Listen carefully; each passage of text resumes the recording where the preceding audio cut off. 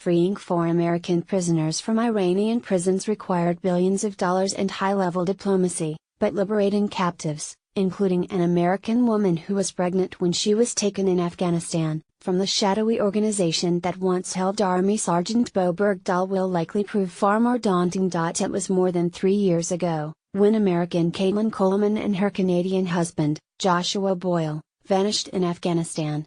The couple, who were backpacking through the region while Coleman was 5 months pregnant, next surfaced in a video emailed to Coleman's family in York County, Pennsylvania.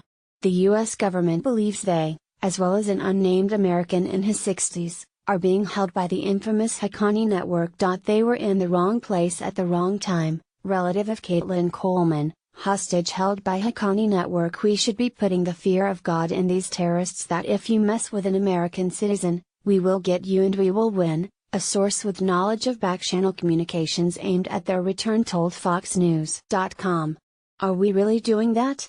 Multiple sources told FoxNews.com that an American man, as first reported by the Daily Beast, and whose identity remains undisclosed for safety reasons, is also being secretly held hostage by terrorists around the Afghanistan/Pakistan border.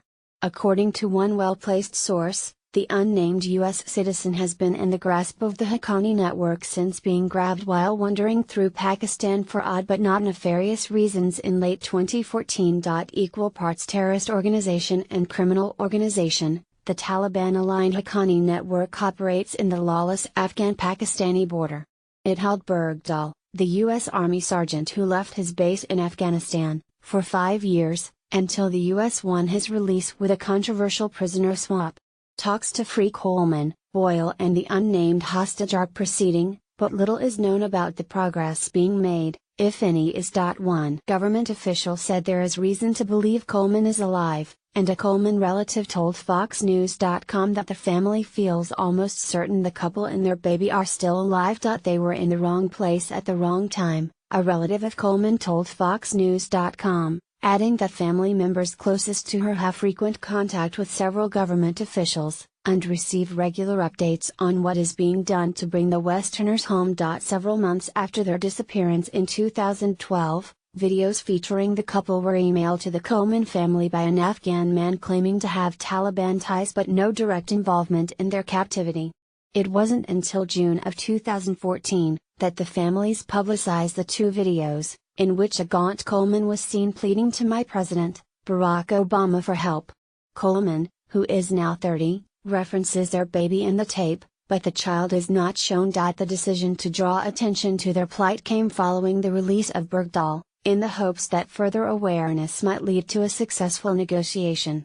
Family members also expressed disappointment that Boyle, Coleman and their baby were not freed as part of the deal. There is a possibility that she may have had a second child in captivity since then, said the defense source familiar with the case.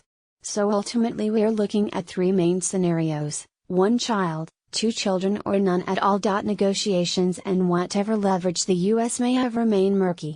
Unlike the Iranian exchange, which involved a government's conviction, however dubious, of Americans, the hostages held by Haqqani network are in an undisclosed location by dangerous and unpredictable captors. We say we don't talk to terrorists, we don't pay ransoms to support terrorists, said the source familiar with U.S. efforts to free the hostages.